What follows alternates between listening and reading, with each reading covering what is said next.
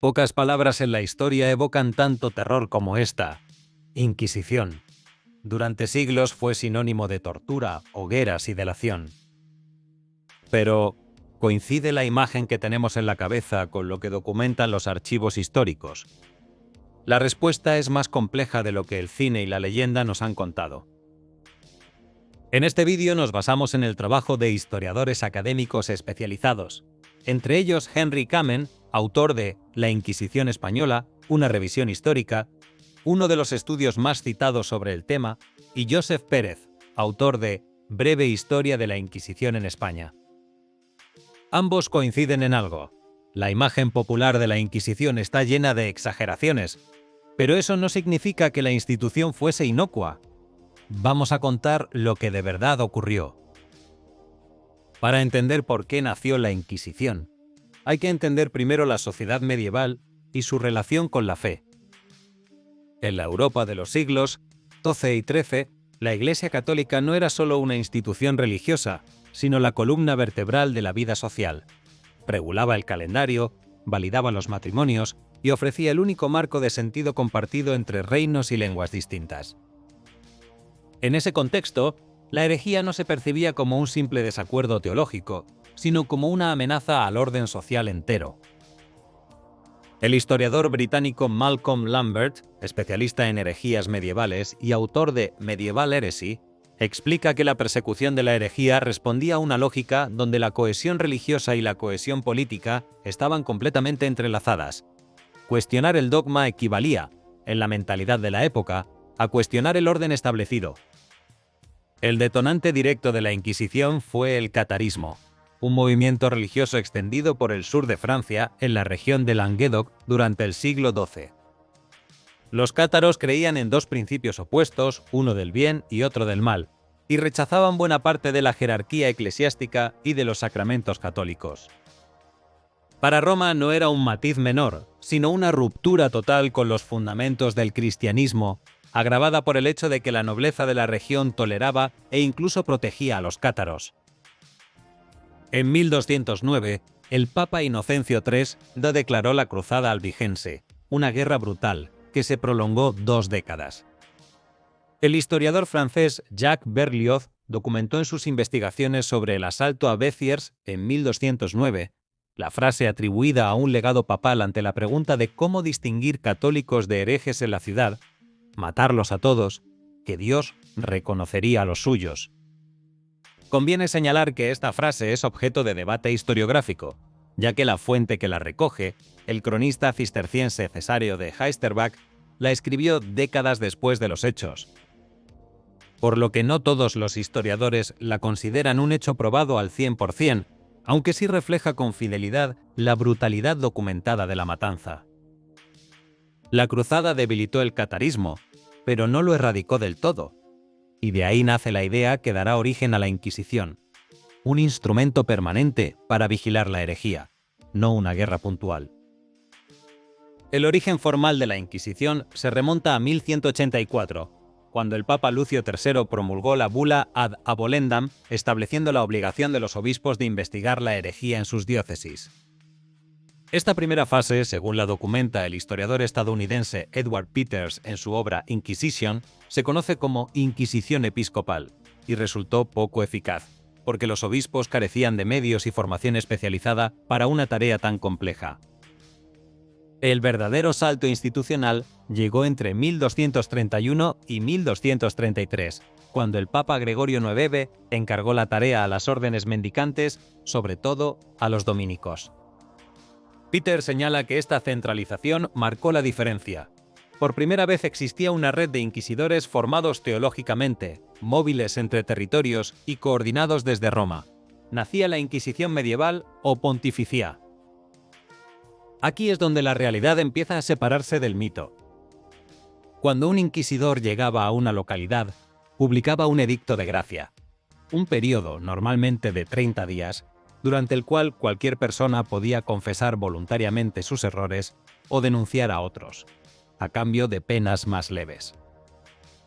Este mecanismo generó una enorme cantidad de denuncias, muchas motivadas por rencillas personales más que por convicción religiosa, algo que documenta extensamente el historiador francés Jean-Pierre Dedier en sus estudios sobre los archivos inquisitoriales. La tortura fue autorizada oficialmente por el Papa Inocencio IV en 1252 mediante la bula Ad Extirpanda, con limitaciones formales estrictas. No debía causar pérdida de un miembro ni poner en peligro la vida, y en teoría solo podía aplicarse una vez, aunque los inquisidores recurrían al truco de continuar la misma sesión en días distintos para esquivar la norma. ¿Se cumplían siempre estas normas? No, hubo abusos documentados, pero el historiador Henry Kamen insiste en que el cuadro general que muestran los archivos conservados es más burocrático y menos caótico de lo que la cultura popular suele representar, sin que esto signifique en absoluto minimizar el sufrimiento real de quienes fueron procesados. Uno de los grandes mitos que conviene desmontar con datos: la gran mayoría de las condenas de la Inquisición medieval no eran la pena de muerte. Las penas más habituales eran espirituales y sociales: peregrinaciones obligatorias, ayunos, la obligación de llevar cosida en la ropa una cruz amarilla que marcaba públicamente al condenado, confiscación de bienes o prisión por un periodo determinado. La pena capital se reservaba teóricamente para herejes relapsos, es decir, quienes habían abjurado de sus errores y habían vuelto a las mismas creencias, o para quienes se negaban categóricamente a retractarse. Un detalle curioso del procedimiento: la Inquisición eclesiástica no ejecutaba a nadie directamente. Una vez dictada la sentencia, el condenado era entregado al brazo secular, las autoridades civiles, que eran quienes formalmente llevaban a cabo la ejecución.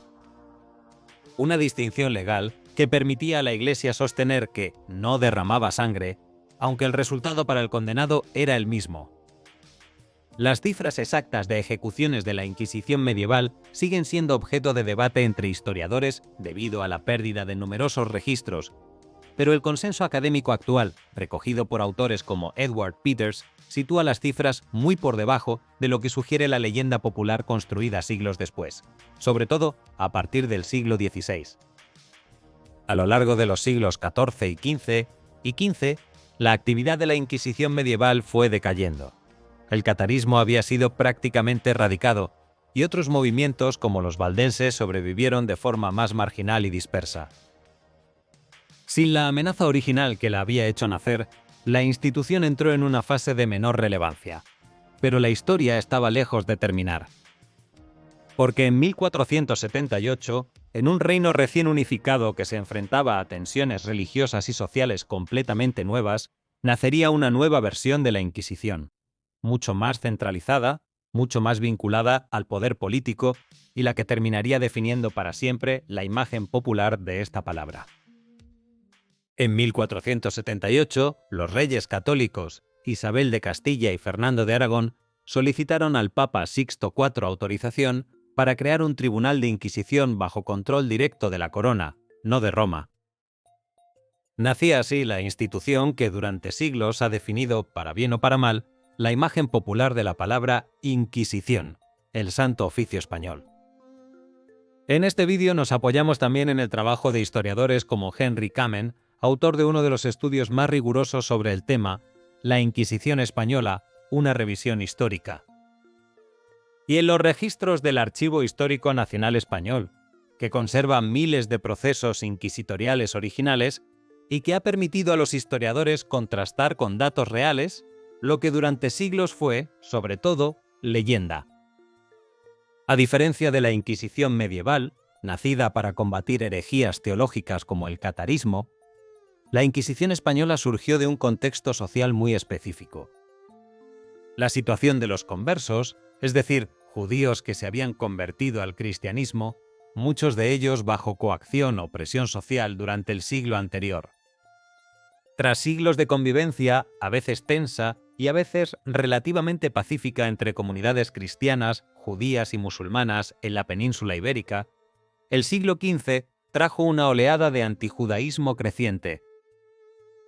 Muchos judíos se convirtieron al cristianismo para evitar la persecución, pero una parte de la sociedad cristiana sospechaba que numerosos conversos seguían practicando el judaísmo en secreto, los llamados criptojudíos o judaizantes. El historiador Josep Pérez explica en sus estudios que la corona vio en la Inquisición una herramienta de control religioso, pero también, de forma significativa, de control político y social, en un momento de construcción del Estado moderno español tras la unificación de Castilla y Aragón. En 1492, el mismo año de la conquista de Granada y del primer viaje de Colón, los reyes católicos firmaron el decreto de expulsión de los judíos que no se convirtiesen al cristianismo. Fue uno de los episodios más trágicos de la historia española, con decenas de miles de personas obligadas a abandonar el único país que muchas de sus familias habían conocido durante generaciones. La Inquisición española se organizó de forma mucho más centralizada que su predecesora medieval. En su cúspide estaba el Inquisidor General, y bajo él, el Consejo de la Suprema y General Inquisición, conocido simplemente como la Suprema, que coordinaba tribunales distribuidos por distintas ciudades del territorio español y, posteriormente, también en los virreinatos americanos. El primer inquisidor general fue Tomás de Torquemada, nombrado en 1483, una figura que con el tiempo se convertiría en el rostro más conocido y temido de la institución. Henry Kamen señala que, si bien Torquemada fue responsable de un número considerable de condenas durante su mandato, gran parte de su reputación posterior como figura de crueldad casi caricaturesca se construyó siglos después. En el contexto de la propaganda antiespañola del siglo XVI, conocida como la Leyenda Negra. El procedimiento de la Inquisición española mantuvo elementos de su predecesora medieval: edictos de gracia, denuncias anónimas, interrogatorios, posibilidad de tortura bajo ciertas condiciones formales. Pero añadió un elemento característico: los autos de fe, ceremonias públicas, a menudo multitudinarias, donde se anunciaban las sentencias dictadas contra los acusados.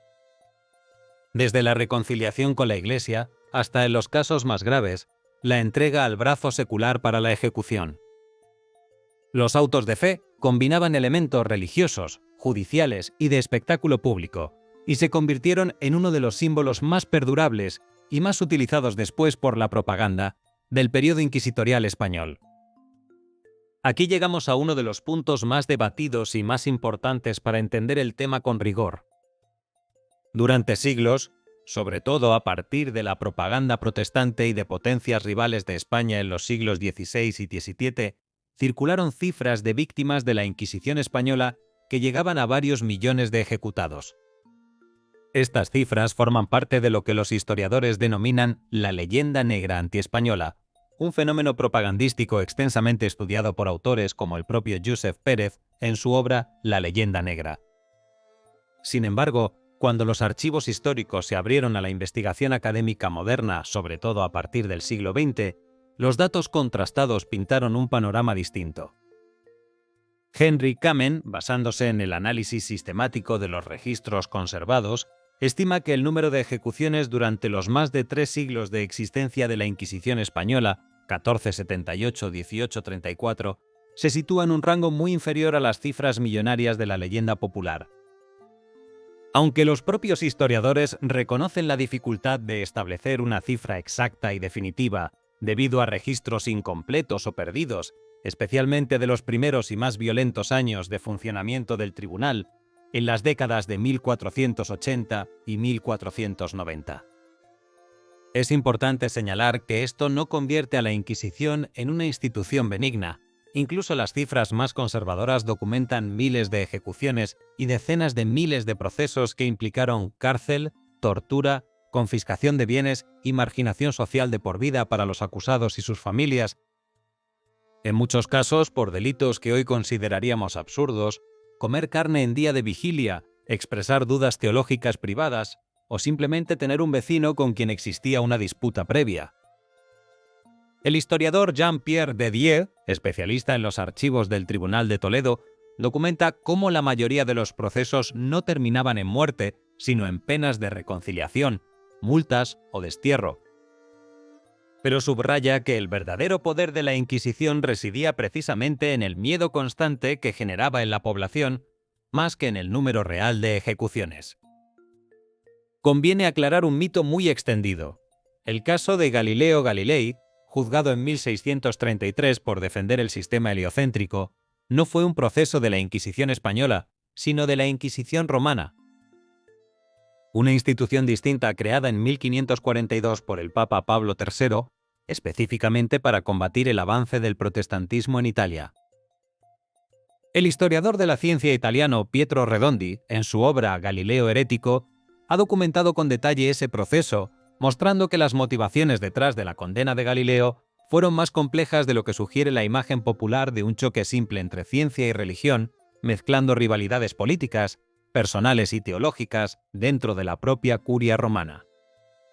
Es un ejemplo perfecto de cómo distintos tribunales inquisitoriales, con orígenes, jurisdicciones y comportamientos diferentes, suelen mezclarse en el imaginario colectivo bajo la etiqueta genérica de la Inquisición, como si hubiese sido una única institución uniforme a lo largo de toda Europa y de varios siglos, cuando en realidad existieron al menos tres modelos claramente diferenciados por los historiadores: la medieval, la española y la romana. La Inquisición española sobrevivió con altibajos en su intensidad hasta el siglo XIX.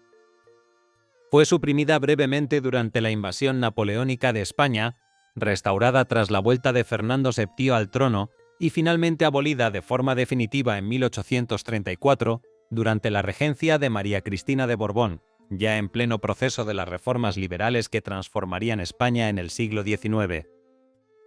Para entonces, la institución llevaba décadas perdiendo relevancia real, condenada por el avance de las ideas ilustradas y liberales que consideraban incompatible su existencia con los principios de libertad de conciencia que se extendían por toda Europa. Como hemos visto a lo largo de este vídeo, contar la historia de la Inquisición con rigor exige caminar por una línea estrecha entre dos errores opuestos. El primer error es la exageración heredada de la propaganda histórica, que durante siglos infló las cifras y construyó una imagen casi caricaturesca de torturadores sedientos de sangre operando sin ningún tipo de procedimiento ni control. El segundo error igual de problemático es el revisionismo que minimiza el sufrimiento real causado por la institución, escudándose en que las cifras no eran tan altas como se creía, para restarle importancia al hecho de que miles de personas fueron ejecutadas, decenas de miles fueron procesadas, y cientos de miles vivieron bajo el miedo constante a la delación durante más de 3 siglos. Los historiadores académicos serios, los mismos que hemos citado en este vídeo, coinciden en algo. La Inquisición fue una institución real, con un poder real y consecuencias reales sobre la vida de las personas. Pero entender su funcionamiento exacto, sus procedimientos, sus cifras contrastadas y su contexto histórico es la única manera de aprender de ella sin caer ni en el mito ni en el blanqueamiento. La Inquisición nos deja una lección que trasciende la historia medieval y moderna. Lo que ocurre cuando una sociedad institucionaliza la sospecha, premia la delación entre vecinos y combina el poder religioso con el poder político sin ningún tipo de contrapeso independiente. No hace falta exagerar las cifras para que la historia de la Inquisición sea perturbadora. La realidad, documentada y contrastada por generaciones de historiadores con acceso a los archivos originales, ya es suficientemente inquietante por sí misma. Y quizás esa sea la lección más importante de todas, que entender la historia tal y como fue, sin mitos, pero sin blanquear nada, es siempre más valioso que cualquier leyenda, por impactante que ésta resulte.